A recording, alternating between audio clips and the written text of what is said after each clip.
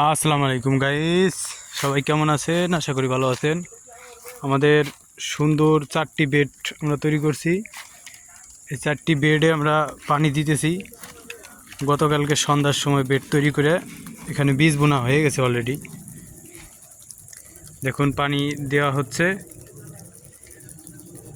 এখানে শাক বুনছি, চার রকমের শাক। ওইখানে মূলের শাক, এখানে ডাঁটা শাক, এখানে লাল শাক, ওইখানে চায়ের শাক।